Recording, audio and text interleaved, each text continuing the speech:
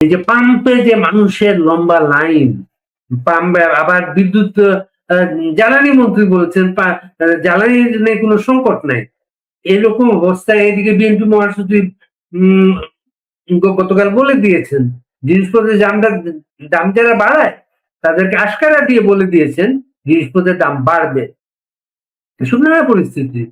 আজকে আর একটা বিষয়, স্বরাষ্ট্রমন্ত্রী এগুলো আইনমন্ত্রী বলার কথা, আইনমন্ত্রী বলছেন না কোনো কিছু, আইনমন্ত্রী স্বরাষ্ট্রমন্ত্রীর ভূমিকা, সবসময় আইনমন্ত্রীর ভূমিকা সব বিষয়ে উনি কথা বলেন, কিন্তু তিনি বলেছেন এই যে জুলাই সনদের জুলাই যোদ্ধা যাদেরকে জুলাই সন্ত্রাসীও বলা হয় তাদের দায় মুক্তিটা বিএনপি গ্রহণ করবে, মানে দায় মুক্তিটা কন্টিনিউ করবে। সেটা এসব বিষয় নিয়ে আমরা আলাপ করবো।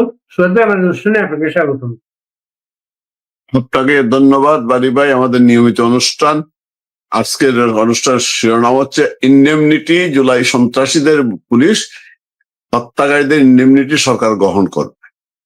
শুরুতেই দর্শক বলিয়ে রাখি, এই সরকারটাই বিএনপিটাই হচ্ছে ইন্ডেমনিটির সরকার।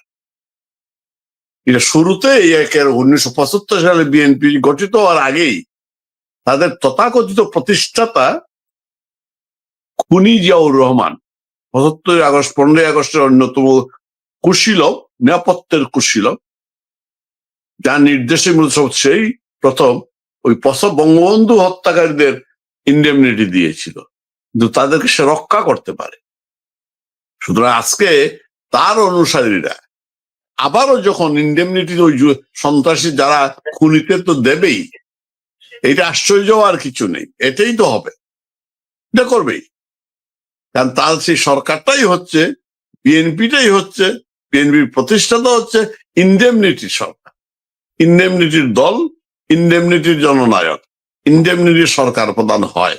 এটা এরা ইন্ডেমনিটি চায়, এবং তারই ধারাবাহিকতায় ইন্ডেমনিটি, এরশাদ ইন্ডেমনিটি না দিলেও ইন্ডেমনিটি রক্ষা বজায় রেখেছিল। এরশাদ, খালেদা বজায় রেখেছিল 91 আইসা, এবং সেই ইন্ডেমনিটি প্রাপ্ত খুনিদের পুরস্কৃত করে গৌরবান করেছিল। এরশাদ সেই পুরস্কারে বহাল রেখেছিল, খালেদা বহাল রেখেছিল। বঙ্গবন্ধু কন্যা এসে জনগণের সরকার যখন 96-এ আসে, আইসা সেটাকে বাতিল করা হয়। তারপরেও 5 বছর পরে যখন তাদের ফাঁসির আদেশ বঙ্গবন্ধু কন্যা যেটা ট্রাইব্যুনাল না করে, কতটুকু আমরা ভুল বলবো কিনা জানি না, তিনি আইনের শাসন প্রতিষ্ঠা করতে চেয়েছিলেন। বঙ্গবন্ধুর খুনিদের তিনি ইন্ডেমনিটি দেননি, ইন্ডেমনিটি বাতিল করেছে, কিন্তু ট্রাইব্যুনাল করেনি, সাধারণ আদালত বিচার করেছিলেন। আজকে আমরা দেখতে পাচ্ছি একটি চাঁদাবাজির মামলা ট্রাইব্যুনালে যাচ্ছে। অর্থাৎ আমরা ভুল মাফ করিলেও ওরা মাফ করে না, ওরা মাফ করতে পারে না, কারণ ওরা পাখি বীর্যরা ক্ষমা করে না, পাখি বীর্যরা প্রতিশোধ নেয়। এইটা পাকিস্তানের ধর্ম, এইটা হচ্ছে তাদের ধর্ম, প্রতিশোধ নেয়। আপনি ক্ষমা করবেন, আপনাকে হাসি মুখে সেই ক্ষমাটা গ্রহণ করবে, কিন্তু মনে মনে বলবে ক্ষমা করিয়া তুমি আমাকে ভুল করিয়াছ, তোমাকে আমি সেইটা ফিরাইয়া দিব হত্যার মাধ্যমে অথবা প্রতিশোধ নেওয়ার মাধ্যমে, ক্ষমা করিব না। আজকেও যারা আবারও বলতেছি, যারা এখনো বলতেছেন, এই যে আজকে একটা দেখতেছি কার জায়গায় জামিন হইছে, মামলা তো হাজার খানেক, একই এক মামলায় জামিন আদালতে দেওয়া। এই যে আমি বলতেছি, এখনো যারা খুশি হন, ওই যে ওয়াকার একটু হাসি দিলেই মনে হইতো আমরা খুশি হলাম, এখনই আমাদেরকে দুলাভাই বসাই দিবে। ট্রাম্প একটু মোদিকে বলেছে, মোদি দেখবেন না বুঝেই বলছিল, মোদি কি ট্রাম্প শুধু ক্ষমতায় আসছে তখন অনেকে বলছিলেন ট্রাম্পে করিয়ে বসে, ট্রাম্পে করে বসায় নাই। হ্যাঁ, আবার দেখিলাম এইবার যদি বিএনপি কে ক্ষমতায় নিয়ে আসা যায়, মুক্তিযুদ্ধ রক্ষা পাইবে, আমাদেরকে ইন্ডেমনি, আমাদের উপর থেকে যে নিষেধাজ্ঞা সেইটা উঠাইয়া নিবে, উঠাইল না। এখনো শোনা যায় এই যে যারা ছাত্রলীগের মিছিল করলো ঢাকা অপরাজয় বাংলার ছুটির দিনে, তাদেরকে এখন বিশ্ববিদ্যালয়কে বিশেষ আইনে জোরদার করা হবে, তাদেরকে যাতে আর কোনো ছাত্রলীগ না করতে পারে। ছেলেরা জীবন দিয়ে লড়াই করতেছে, আর আমরা আশায় বসে আছি। আমাদেরকে ওই যে কথায় আছে না, কর্তায় যখন বলে চৌধুরী ভাই আমরা সবাই বলি আহা তোর আমাকে কুদির ভাই বলছে, এর চেয়ে আর কি বলার প্রয়োজন আছে? আমরা সেই আশায় বসে আছি, শুধু কর্তায় বলছে চুদির ভাই, আল্লাহ সীমা নাই। সুরজ ভাই, একটা বিষয় শেয়ার করি আপনার সাথে, দর্শকের সাথে। ওই যে স্বরাষ্ট্রমন্ত্রী বক্তব্যটা দেওয়ার পরে আজকে আসিফ নজরুল একটা ফেসবুকে স্ট্যাটাস দিচ্ছিলেন, উনাকে অভিনন্দন জানাই। তো আসিফ নজরুল সে স্ট্যাটাস দেওয়ার পরেই ওইখানে কিন্তু কমেন্টের ঝড় শুরু হলো।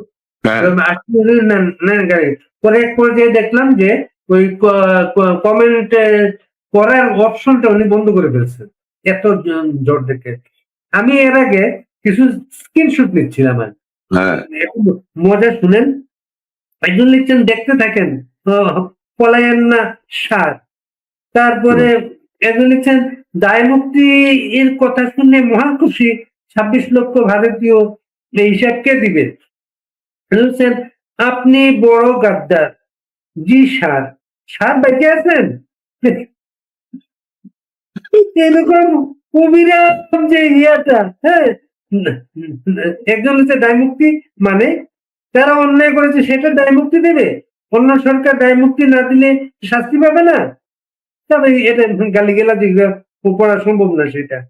এরকম কিন্তু অনেক অনেক মানে এই যে মানুষের যে এই ইয়াটা বলা হয় না, ফৌজদারি অপরাধ কোনোদিন তামাকি হয় না। না হয় না। হ্যাঁ, তামাকি হয় না। আমরা ছোটবেলায় শুনতাম কি জানেন সৈয়দ ভাই, বঙ্গবন্ধু একটা পরের ঘটনা আমি বলি। আমাদেরকে বলা হইতো, এভাবে বোঝানো হয়েছিল, যে বিপ্লব সফল হয় হ্যাঁ, এটার বিচার হয় না, যেটা ব্যর্থ হয়, যে অভ্যুত্থান ব্যর্থ হয় সেটার বিচার হয়। ওই অভ্যুত্থান সফল হয়েছে কাজে এই অভ্যুত্থান বিচার হবে না, এগুলো আমাদের বোঝানো হইতো। হ্যাঁ, কিন্তু 21টা বছর পরে দেখা গেল সেটা কোনটার বিচার হয় কোনটার বিচার হয় না।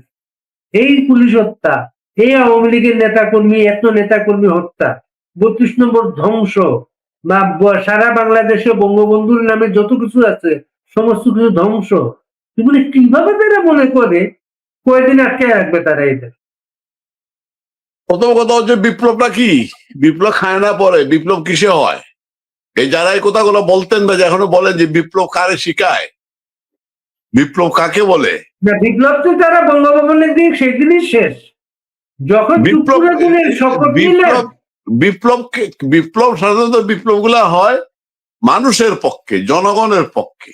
বিপ্লবীরা করে, বিপ্লবী সংগঠনের নেতৃত্বে হয় সেটা। এইটা আসিফ নজরুল যেটা, এটাকে ষড়যন্ত্রকে তো বিপ্লব বলেন।